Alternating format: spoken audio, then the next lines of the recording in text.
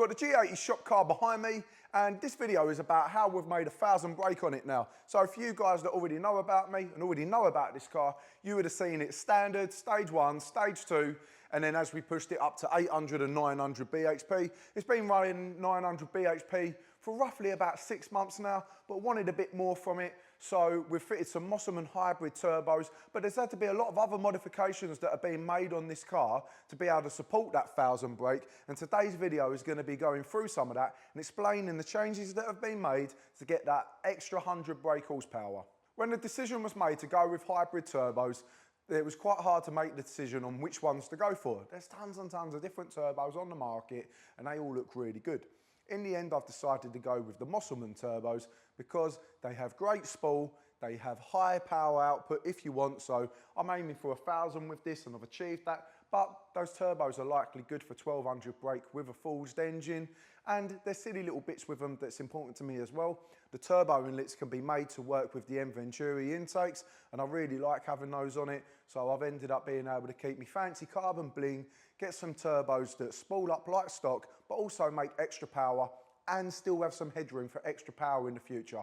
That's why I've gone with the Mosselmans. So let's talk numbers on these cars. If you've got a stage 2 car and it's running just on petrol, you're going to make about 700 BHP. Fit a flex fuel sensor, run a bit of ethanol or race fuel, you're going to bump that up to 800 BHP. After that point though, you're going to be running out of fuel. You're not going to be able to get enough fuel into the engine and the high pressure pumps are going to start to die off. So 800 brake seems to be about the maximum. From that point, to get extra power out of this when it was on stock turbos, we fitted a methanol kit. So that means that there's 8 methanol nozzles on this and there's actually a meth tank in the boot, which means I can drive about on 99, click a button and suddenly I've got meth injection. The engine's running cooler, it's got higher octane and I've got more fuel into it. When I combined the methanol with the flex fuel, I was making 900 BHP. We actually done one the other day, it made 907, so it gives you a rough idea of where it's at. And I think our best 100 to 200 in this car was like a 4.3, but it averaged about 4.5. So that's how we had this car set up. But when I fitted the hybrid turbos, I wanted to change things a little bit. So we still have the methanol kit fitted on this car, but we have also fitted port injection. So port injection is a more common route for people that want to get extra power out of these cars.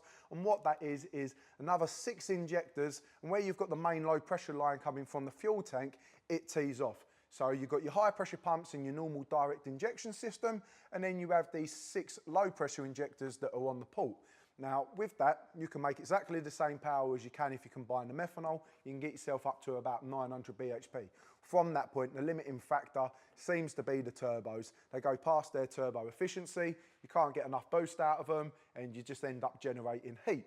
So on this car now, we have the meth and we have the ethanol, but when we're making full power, we're only using the ethanol system. So with a uprated low pressure pump, and with 6 750cc injectors, we're able to run full E85 on this car. So I'm not doing no mixes anymore, I'm just running the ethanol neat. I could probably run it about E65 if I wanted, but I want all the extra safety that I can get, so I just run it on pure ethanol for that reason. When it comes to the port ethanol that's been fitted on this car, this is where most of the changes come in play. So if you've got methanol or you've got ethanol, there's enough nozzle holes on the inlet manifold that you can drill it out and you can put your extra 6 nozzles in. But in this case, where we're going to have 6 injectors for the ethanol and we're going to have 6 injectors for the methanol, I don't have the space in the manifold. So the way that I've got around it is I've got a Mishimoto intake manifold that has 6 nozzles for meth, 6 nozzles for the ethanol, and I can run each one as I choose. I could switch between the 2 of them. Now, for you guys out there, you might just go, why don't you just rip out the meth? Well, this is a development car and there are customers out there that are still running meth, and I like to be able to try and test everything out there. So although we make our main power without the meth, for this car, it's still nice to have it in place. Now, when it comes to the ethanol and the port injection, you need to have something to control it. Where are you going to plug the injectors into? There's nowhere to plug it in. So you have to have a secondary ECU to control them. Now, there's two main controllers on the market. One is Reflex and one is Max ECU. A lot of guys on boot mod, they use the Max ECU, which is actually a full ECU. I have a turbo bike and my turbo bike is just fully running on Max ECU engine management. And you'll see there's guys out there with 2Js and this and that, and they all use Max ECU. It's a really powerful platform and you're probably not using half of what it's actually capable of when you've got it running the port injection, for example. So that's one option. And the other option is a controller called Reflex. Reflex is really good as well, and you usually find that Reflex works best with MHD because the DME can actually be converted to control the Reflex directly. For example, if you unplug an injector, the engine light will come up, you scan it out and it'll tell you port injector 2's unplugged. If the car has a problem and it wants to cut power, it can turn off those port injectors. It's instead of having the DME just sending information to the Reflex and it all being one way, they can fully talk to each other. The CAN bus is all integrated, and when it comes to actually mapping the Reflex with the MHD, it's all done through the main engine ECU. So you flash the Reflex once with a base map, and then all your controls for what your injectors are doing, or if you've got your boost controlled by it, or whatever you've decided to do. So for example, on this car, my injectors and my second low pressure fuel pump are both controlled by the Reflex. Well, that's all done through tables on my main engine ECU. Bootmod have an alternative to that, and that is their Rev 3 board, but it hasn't been released yet. So if it had been released, I would have jumped all over it, I would have fitted it on the car, but I can't get my hands on one, so I had a choice. I either went with like one-way integration, where if there's an issue, the port's just gonna keep on flowing, or bring the car over to MHD and have full way 2 integration. So that's what's been done. So when it's come to this integration, new manifold, 6 injectors, the Reflex controller, and the low pressure pump. Now with the Reflex controller, it does tap into quite a few places. We've got crank sensors and cam sensors. It's picking up all over the engine. It also connects into the CAN bus, so that Reflex controller can literally see everything that's going on. And if I had have gone for a single turbo, you can actually use the Reflex controller to control the wastegate on that. And if I really wanted, I could use the Reflex controller to control my meth as well. But seeing as I've already got a controller for that, I've just left it how it is. Some of you will be wondering, why didn't you go with a big single turbo? They look really cool hanging out of the engine. And I do agree with you. Single turbo kits on these do look amazing, but I'm really interested in drivability, day-to-day use, spool, not just out and out power. And I believe that going with a hybrid turbo setup like I've done, you get the best day-to-day use and you get the most drivability from the car. So for that reason, I went with the hybrids on this. But if I was shooting for something big like 14, 15 BHP, then I would have gone over to a single turbo, and maybe in the future that's something we'll see. But these turbos still have tons of power left in them, so if I do build the engine, I should have upwards of another 200 brake that can easily be netted from them. Off track for about 10 seconds. I fitted these lights, but I'm proper on the fence with them. I'm not too sure. I think the lines look cool, but like just the actual colour of them doesn't look as good as the standard ones. So if you think they're crap, let me know. If you think they're good, let me know, because I really don't know what to do with the fins. Anyway, let's talk a little bit about the tuning. What differences are having to be made in the tuning to accommodate these hybrid turbos? So the first one is at the same wastegate position. These turbos want to make a lot more boost. So you have to rescale the way that the wastegates are working. So if you want to make the same boost, pull a load of wastegate out, and when you're making more boost, just be aware of the fact that you're not actually going to need that much wastegate to get it. If you put too much wastegate in, you have got PID control and whatnot, but you're probably going to see a load of throttle closures and the car's not going to drive very nice. Really important to get control of that, and that probably took us 3-4 revisions. That was the first thing that we'd done. We dropped the boost down, pulled a load of wastegate out, waited till we got control of it, and then fed the power back in. Second difference, you need to feed the engine with a lot more fuel because you've got a lot more air going in. So you have an air to fuel ratio, so as air goes up, of course the fuel has to go up to match with that. Third thing we see was ignition timing was actually able to be advanced. So you would expect with more power and more air, there's more being crammed into the engine, maybe you're going to have to reduce the ignition timing to accommodate that. The more power you run, the more heat you're generating, usually the more you would see the ignition timing have to be dropped off. You can counter that with higher octane fuels, hence why we like ethanol so much, or meth, or the race fuel. But in this case, we actually see the opposite. we see that we was able to get more ignition timing in. So at the same boost, we're making more power with the same amount of boost and the same amount of ignition, but we've got even more headroom. And there's a reason for that. When you look at boost, that is the amount of air trying to get into the engine. So if you imagine you increase the displacement or the stroke, it are now sucking more air, and as such, at the same amount of wastegate and whatnot, you'd actually see a lower boost value because more of the air's got into the engine. Hopefully I've explained that in a way that's not too twisted of the tongue. When it comes to the engine though, that's not the only place there's a build-up of pressure. There's actually a build-up of pressure on the exhaust side as well. So all that air that's getting into the engine has to get back out. But as it gets back out, it hits the back of the turbo to spool it up. When you've got a small turbo, all them gases are being pushed through a small space. So you get a build-up of pressure. Sometimes it can be double whatever your actual boost is. So say you're running 30 PSI, you could have 60 PSI of exhaust pressure. Where these turbos are bigger, the exhaust gases are able to get out quicker and there's less build-up of pressure. That means as the engine gases are trying to get out, there's less resistance, meaning that they can get out quicker and there's more room and space for fresh air to get back in. So in short, we've seen that we can make boost more easy, we need a bit more fuel, and if we want to, we've got more room in the ignition, and that's a really good sign that the engine ain't working so hard. Probably fourth on the list would be torque. So, although we're making another 100 brake on this car, the way that we actually feed in the power has been tamed down. What we don't want to do is, for example, if I went back to one of the older M5s that I worked on, if we're making like 1,000 brake, we're probably going to be making around 1,200 Newton meters of torque. If I put 1,200 Newton meters of torque through this, it's probably going to break. So the way that we've done it is we've fed in the power. So it only makes the 1,000 brake right up at the top, and we've managed to keep the torque capped at 1,000 Newton meters.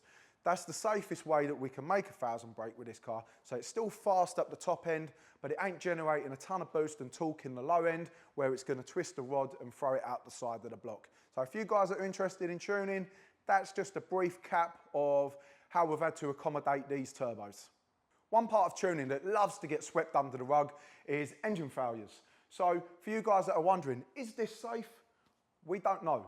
That's why we're doing it. We're doing it to learn. So I'm not going to stand here and go, yep, this is absolutely safe. This is a development car for me, and this is what I learn with. This is how I'm able to offer you all your packages that are available for this car because I've done it on this one and I've learned. I don't want somebody else to tell me what the engine strength is. I need to find out for myself. So I'm not looking to blow up the car, otherwise it'd be running 1,200 Newton meters and we'd feed the boost in straight away and I wouldn't be taking all these measures that I have done to try to keep it all held together. But at the same point, I'm not sitting there and I'm gonna be confused if it breaks because I know that I've literally left no room for error in the car. For a customer that turn around and go, I want 1,000 brake as well, Tommy, can I do it? The answer is yes, but just drop in a set of rods. Put a set of rods in, you haven't got to worry about throwing a rod. That's the only weakness that we're concerned about on this engine.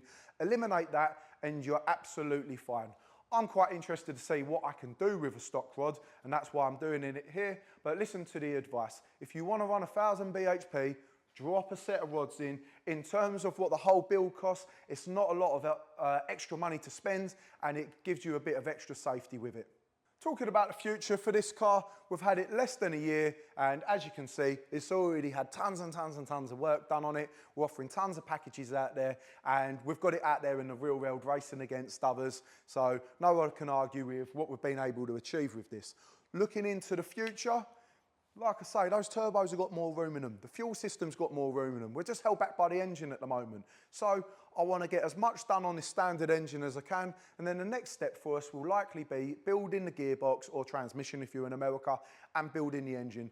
A simple set of rods, maybe a set of pistons, use the pure transmission clutch pack, get the gearbox built up. It's not cheap, but once you've done all that, you've got even more headroom. This car could run a load more boost and it could run a lot faster. You'd probably see, at the moment, this car is running a 4.0 100 to 200.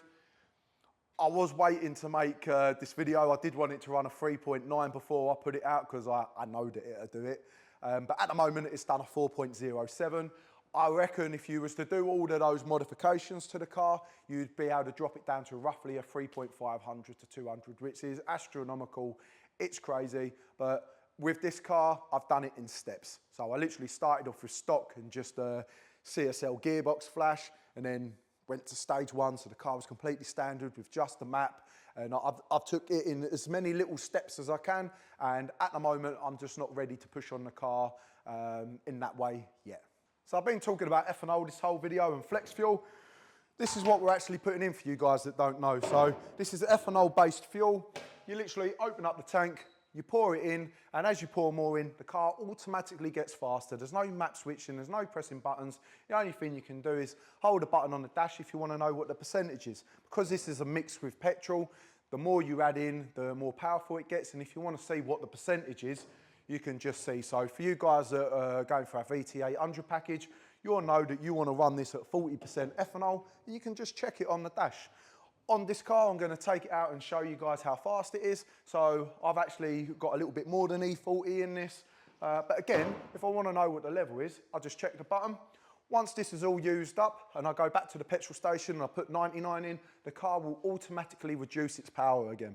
That's enough talking. Let's get it out of the workshop and take it out on the road.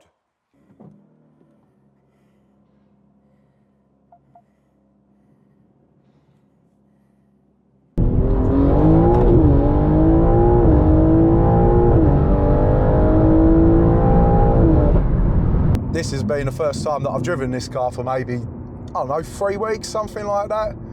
I forgot how good it feels. It's amazing, it's so much fun. Back in the day, if you had a car with this amount of power, the drivability on it would be absolutely ruined. The thing I love about this the most, it feels basically the same as it did when the thing was standard. I got a little bit of noise because obviously the exhaust system, but other than that, it's pretty, like, just feels like a normal BMW. And when it comes to the noise, the exhaust system's valved as well. So day-to-day use on a car like this is absolutely amazing. And that's one of the most important things for me. I do drive around with the family still, and I would not really want to just have this parked up as a dedicated race car. I quite like the fact that I can jump in it and use it every day.